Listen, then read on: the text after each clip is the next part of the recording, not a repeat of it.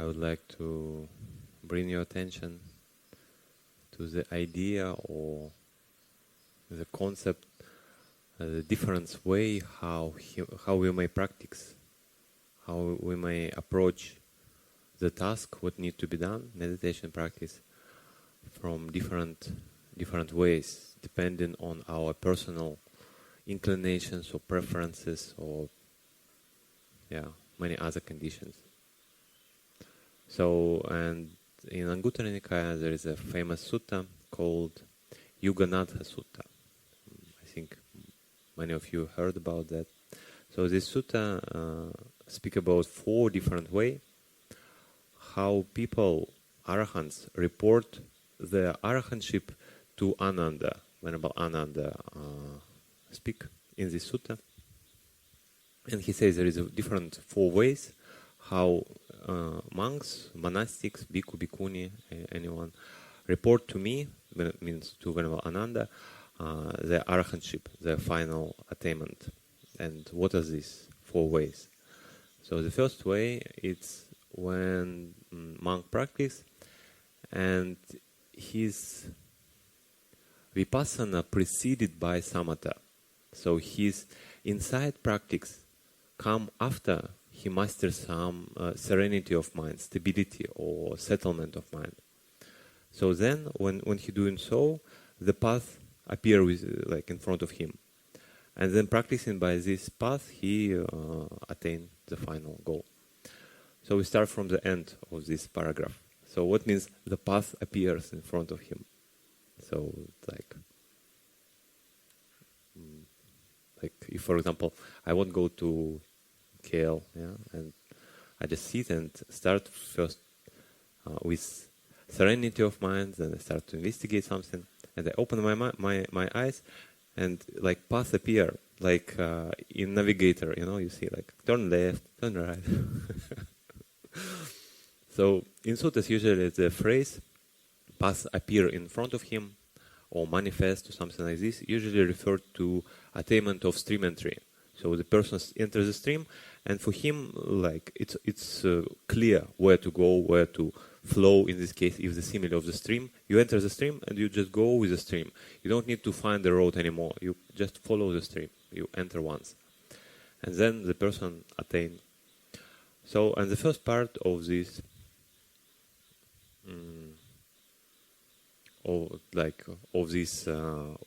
one kind of person, first kind of person, it's the one who first practices samatha, stability of mind, then he practices vipassana, like investigation phenomena, see causes and conditions, see anicca, dukkha, anatta, all these things.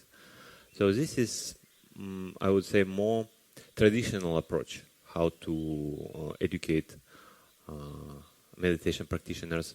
So first settle yourself with any, like, let's say, breath or any other light or any other object would help your mind to settle. And sutta doesn't say to us what kind of degree of samatha person practice to come to next state to investigate some phenomena or do some vipassana.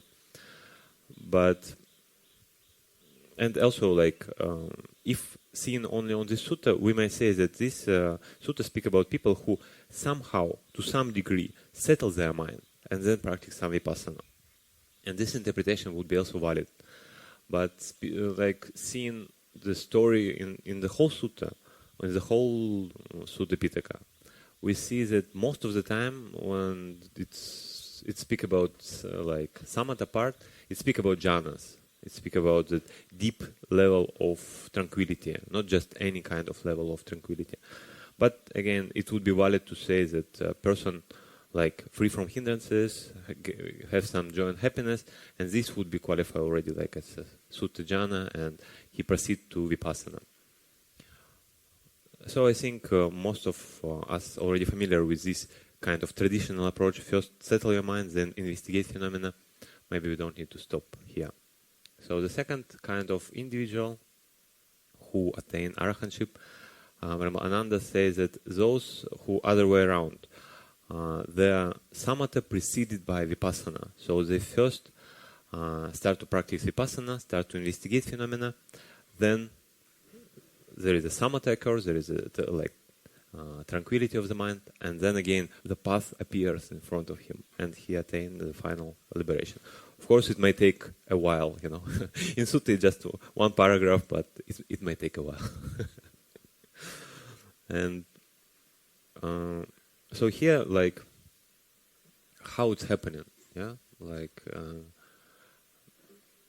in practical way, I think this is approach of like Venerable Sayadaw U Tejaniya, for example. So we start to practice some any kind of like Vipassana, and then by doing this, mind becomes steady, mind become composed and settled. And in some later tradition, they call it Vipassana jhana. But we know in suttas there is no such term like Vipassana jhana or Samatha jhana, it's just jhana. And it also makes sense when we see on the bojjhangas, on the enlightenment factors. First one, it's mindfulness. Second one, investigation of phenomena. And then with effort, there is a piti, joy come. So, and there you already may see the jhana factors. But it comes from investigation. So the person investigates phenomena, sees the causes and conditions, see like that something is impermanent, something is cannot bring full satisfaction, and something is absent of self. Then by doing this and doing it continuously, some joy may arise. And this joy may lead him to deep stage of samadhi. So there's nothing here special. It's like, it's just kind of different way how person investigate. And I would say probably people who have more inclination towards Vipassana investigation, looking at things, looking at some things, what is impermanent, like whole five senses together with mind, six senses, and seeing that it's changing. Or some people, they just like to like sit hours and hours and watch the breath and watch only one object, and it calms them. It's and here it's like beauty of this sutta. It doesn't say that one practice right or another practice wrong. It's no such things. We're all different. We have our tendencies or inclinations, so it's good to consider them. And even in this sutta we see like whenever Ananda, or for sure it comes from the Buddha, considers this, that people are different. So yeah. Next kind of individual, it says Samatha and Vipassana kind of yoked together, like they are come together, they are melt together, they are combined together. So, and then again, the path appears in front of him. So this is, as usual, we may interpret differently. So what is this exactly? So one way how the commentary give a link to another suttas, it says that person attains the jhana, so attains this like serenity, stability of mind, and then he starts to investigate this phenomena. Oh, this jhana is impermanent. Oh, this jhana is, yeah, it's so beautiful, so wonderful, but it cannot last forever. It's changing, and that's why it's not sukha, it's dukkha in a way. And also, I cannot say it's me or my, it's just conditioned phenomena. I just sit in meditation for hours, for example, and then now my mind is steady. So otherwise, if I would just have a chit-chat about some worldly topics, unlikely my mind becomes so steady. So these things are conditioned phenomena. And by doing this, he may, as usual, attain the final goal. Also, he may investigate not only the state of jhana, he may investigate any five khandhas, another sutta say to us. So he may attain this deep state of samadhi and start to investigate everything was related to body. Like, oh, this body is impermanent. Like now I see some change in the body, yeah? Like body become old and I'm kind of close to death, or any other reflection about the body. That body is like also conditioned phenomena. Same way of other mental khandhas, feelings, perception, or any will or volitional formation. So any phenomena, he may investigate them. So it's one way how to see it. Another way how to look at it, Bhante shared with us, that it may be just his way of approaching things. He's just sensitive to his mind. He watch, okay, now I'm a little bit agitated. I need some like samatha object. Do some walking meditation or sitting, observing the breath, or anything would help him to settle the mind.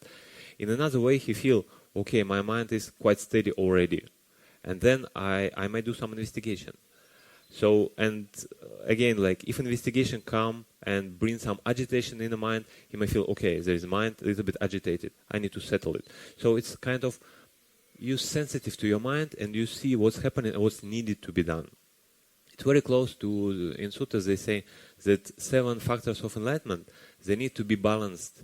And there is a 3 factors what arouse the mind a little bit, make you active, and 3 another factors what settled you. And sati, mindfulness in the middle, so you watch, you observe your mind, okay, it needs to be done like this, or need to be done like this, kind of balance the condition. So it's, from practical point of view, it's very makes sense, yeah? So a person yoked together with Samatha and Vipassana, and he practices them together according to the condition. What is relevant, what is needed to be done right now. So, wonderful. And the last one, kind of person, it's a bit complicated. So it says he stuck or like grasped by agitation towards the Dhamma. So his mind grasped by agitation towards the Dhamma. And then what's happened, his mind, it's happened that his mind becomes steady, settled, composed, and then the path appears in front of him, and he attains the final goal. So here, this first part, the second part is clear. It's happened that his mind becomes steady, and there it's mentioned like there is occasion happen. So meaning to say, it probably was not an accident, but it's not that he in the first state really developed the samatha very long time and then practiced vipassana. So in this case, the moment of samatha occur in his mind, maybe you would say by accident or by other condition, but it was not so well developed in a way. But the first part is interesting. His mind grasped by agitation towards the Dhamma or in the Dhamma. So probably here the word Dhamma means teaching, Buddha's teaching, like what we understand about Dhamma.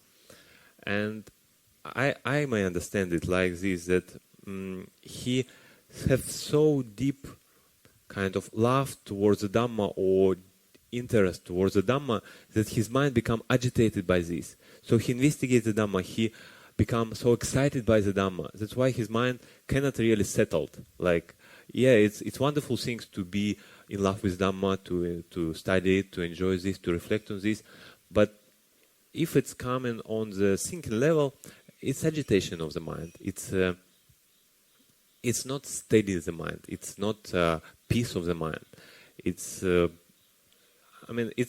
I think it's the best topic in the world on account of which we can become agitated. But it still thinks that something can be calmer, something can be much steadier, something can be much more peaceful.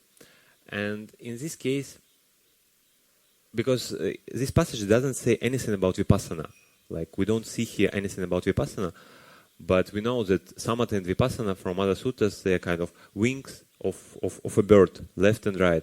They should be combined together. They should be yoked together in this way or another to attain like liberation.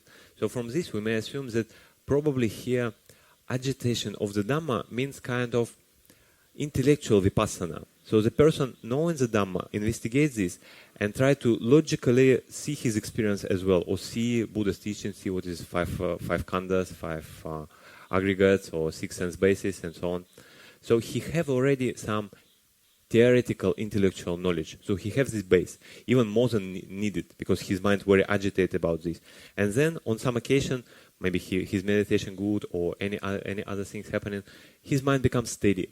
And because he have already this background of investigation or like intellectual knowledge, then occasion is good, his mind is steady, and he may penetrate to the truth. And then the path appears in front of him. But as usual, even commentary about this doesn't give like some clear definition of what it means.